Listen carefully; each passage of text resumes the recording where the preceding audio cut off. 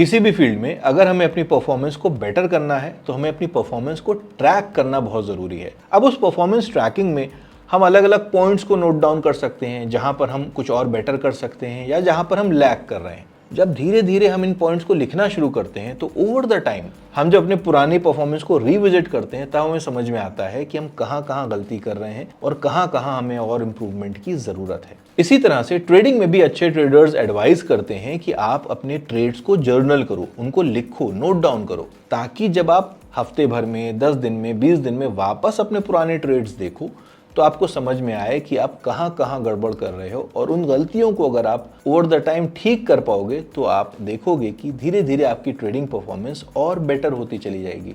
अब trading journal बनाने के बहुत से अलग अलग तरीके हो सकते हैं। मेरा भी एक तरीका है जो मैंने इस वीडियो में आपसे डिस्कस किया है। वीडियो के एंड में मैं आपको अपनी ट्रेडिंग जर्नल का एक फ्री फॉर्मेट भी दे दूंगा। तो स्क्रीन पर चलते हैं। अब देखो, ट्रेडिंग जर्नल में ज्यादा कॉम्प्लिकेशंस करने की जरूरत नहीं है। इसको बहुत सिंपल तरीके से समझो कि आपको ही समझना है इसको। अपने लिए चीजें जितनी सिंपल करोगे उतना अच्छा रहेगा। अब एग्जाम्पल के तौर पर एक एक्सेल शीट है। अब यहाँ के और बहुत से लोगों का सवाल रहेगा, मेरे पास कंप्यूटर नहीं है। अरे भाई, कंप्यूटर नहीं है तो कोई बात नहीं। इस चीज को जो मैंने यहाँ पर एक्सप्लेन किया है, एक रेफरेंस समझ लो और ये सारी चीजें एक रजिस्टर ले लो। एक रजिस्टर ले लो, 50 रुपए का मिलता है मार्केट में। उसके ऊपर हर दिन के डेट के हिसाब से एक पेज के ऊपर आज का जो कुछ इसमें बताया है जिस तरह से, उस तरह से नोट डाउन कर लेना। आप समझ लो इसमें करना क्या है। क्योंकि सबसे पहले तो डेट डाल लो कि जिस भी तारीख को आपने ट्रेड लिया। उसके बाद आती है स्क्रिप्ट कि किस पर्टिकुलर इंस्ट्रूमेंट में ट्रेड लिया, निफ्टी में लिया, बैंक निफ्टी में लिया, एसबीआई में लिया, किस में ट्रेडिंग करी। ठीक है।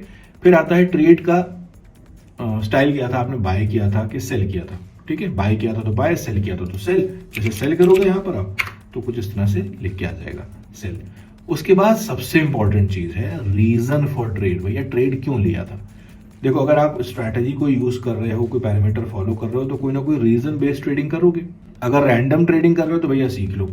अगर नहीं रैंडम ट्रेडिंग कर रहे हो, सीख के कर रहे हो, तो फिर ट्रेड क्यों लिया। भाई निफ्टी में आपने यहाँ पर बाय किया है तो क्यों किया है, तो देखो यहाँ पर रीजन मेंशन करो। ये मैंने एक रैंडम एक रीजन मेंशन कर दिया है कि for example Nifty above support trade कर रहा था, आरएसआई 50 के अबव था, 10 ईएमए ने 21 ईएमए को क्रॉसओवर दे दिया था, है ना, एग्जांपल के तौर पर, इसलिए मैंने बाय किया। अब ये कुछ और भी हो सकता है।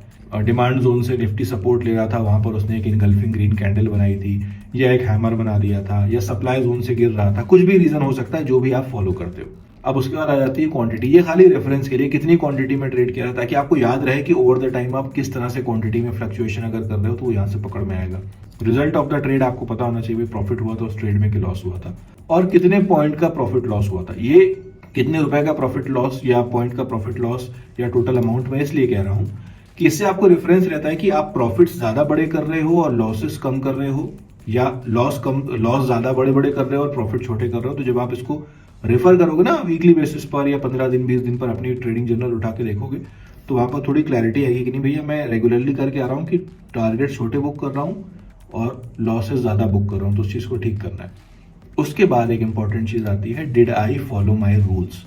यानी मैंने जो भी ट्रेड किया यहाँ पर आज, बाय किया, सेल किया, कुछ भी किया, क्या मैंने अपने रूल्स फॉलो किए। अब रूल्स क्या है, रूल्स कुछ भी हो सकते हैं। मान लो मैं एक स्ट्रैटेजी यूज करता हूं जिसमें 20 ईएमए के ऊपर जब निफ्टी निकलेगा तो मैं कॉल बाय करूंगा, और 80 ईएमए के नीचे जब निकलेगा तो पुट बाय करूंगा, कुछ भी।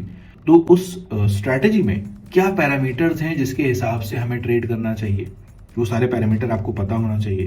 प्लस वहां पर आपने जो ट्रेड लिया उसमें कोई फोमो वाला ट्रेड था, नहीं था, जल्दीबाजी में ट्रेड लिया, नहीं, क्या स्टॉप लॉस ज्यादा बड़ा था या नॉर्मल स्टॉप लॉस था, रिस्क रिवॉर्ड ठीक ठाक था। ये सारी चीजें जो होती है ना, आपने उन सबको देख के ट्रेड लिया, हाँ सब कुछ एकदम सही करके मैंने ट्रेड लिया तो ठीक है, मैं यहाँ पर यस कर दूंगा। देखो भाई, यहाँ पर यस रोज लिखना जरूरी नहीं है। याद रखो, ये जर्नल जो आप बना रहे हो ना, ये आप खुद बना रहे हो और अपने लिए ही बना रहे हो। इसको पड़ोसी को नहीं दिखाना है, आपको खुद देखना है।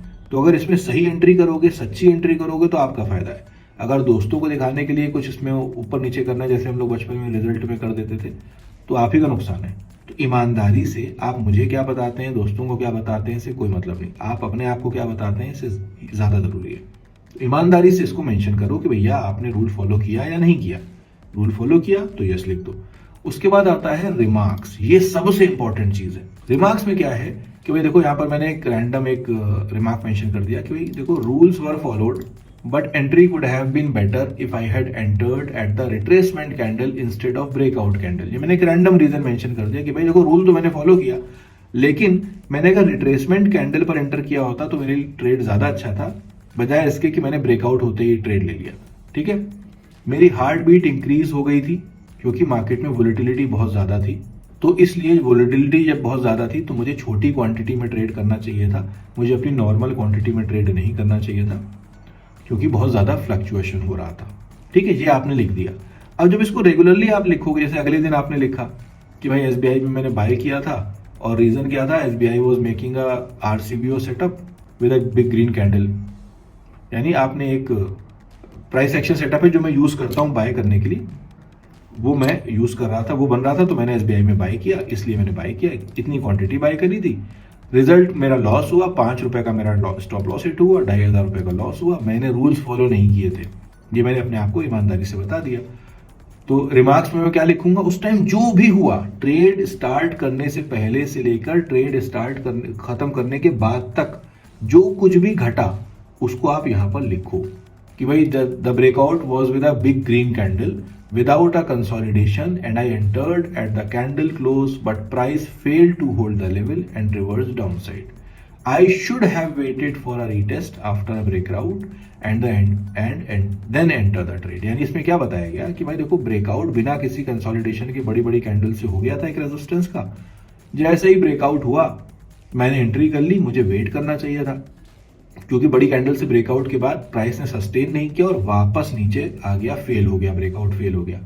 तो मेरे लिए अच्छा ही रहता कि मैं वेट करता, रिट्रेस होता रेजिस्टेंस के पास, प्राइस एज अ सपोर्ट उस लेवल को यूज करता और जब वहां से मूव करता वापस, तब मुझे एंट्री करना चाहिए थी, तो मेरा ट्रेड ज्यादा अच्छा होता। मैंने ऐसा नहीं किया, ये मैंने गड़बड़ करी। अब जब इन चीजों को आप रोज लिखोगे, हर ट्रेड पर लिखते जाओगे कि हम क्या क्या गलतियां कर रहे हैं, तो फिर आपको लॉन्ग रन में जब हर हफ्ते बैठ के या हर 15 दिन पर, 20 दिन पर, मंथली बेसिस पर आप बैठ के अपने पुराने ट्रेड्स को देखोगे ना, तो आपको फिर समझ में आएगा कि अच्छा भैया ये गलती है जो मैं बार बार कर रहा हूँ। ठीक है, मैं रिट्रेसमेंट का वेट नहीं करता हूँ, या मैं ब्रेकआउट पर ही ट्रेड ले लेता हूँ, या मैं फ्लक्चुएशन होने पर भी अपनी पोजीशन साइज कंट्रोल नहीं करता। जो कुछ भी उस दौरान आपके अंदर घट रहा है, आपके अंदर, वो यहाँ पर मेंशन करिए, क्योंकि यहीं से फिर आपको पता चलेगा कि आप क्या क्या गड़बड़ कर रहे हैं और उसको आप ठीक कर सकते हैं। फिर इसके बाद इसमें एक शीट मैंने और बनाई है मंथली ब्रेकडाउन के हिसाब से, आप इसको वीकली ब्रेकडाउन भी कर सकते हो, जैसे जून, जुलाई, अगस्त, सितंबर, अक्टूबर, नवंबर, दिसंबर है, आप इसको जून का first week, second week, third week इस तरह से कर सकते हो। उसमें क्या होता है, ये आपके अपने रेफरेंस के लिए है कि भाई आपका मंथली बैलेंस, जब आपने ट्रेडिंग इस महीने 1 तारीख को ट्रेडिंग स्टार्ट करी तो आपका बैलेंस कितना था, उसके बाद आपने इस पूरे महीने प्रॉफिट कितना बनाया, टैक्सेस वैक्सेस सब देने के बाद, ब्रोकरेज देने के बाद प्रॉफिट कितना बनाया। तो ओपनिंग बैलेंस मेरा ये था और क्यूमुलेटिव प्रॉफिट यानी previous balance plus total profit मिला के मैंने इतना कर लिया, मेरा अर्निंग परसेंटेज इतना रहा। ठीक है, उसी तरह से ओपनिंग बैलेंस मेरा इतना था 60,000 का और मैंने 5,000 रुपए माइनस बनाए, यानी इस महीने मैंने 5,000 रुपए का लॉस किया। तो फिर क्या रहेगा, यहाँ के ऊपर हो जाएगा आपका 55,000 रुपीज, यानी 60,000 में से 5,000 माइनस कर दिया, मेरा 50,000 रुपीज का टोटल फंड बचा, ये मेरी क्लोजिंग वैल्यू है। तो मैंने इस महीने -8% का लॉस किया है। ठीक है, इससे आपको थोड़ा सा एक ट्रैकिंग करने में आसान होगी। मोटा मोटा यहाँ पर लिखना है, हर ट्रेड का नहीं, वीकली बेसिस पर, मंथली बेसिस पर आप लिख सकते हो।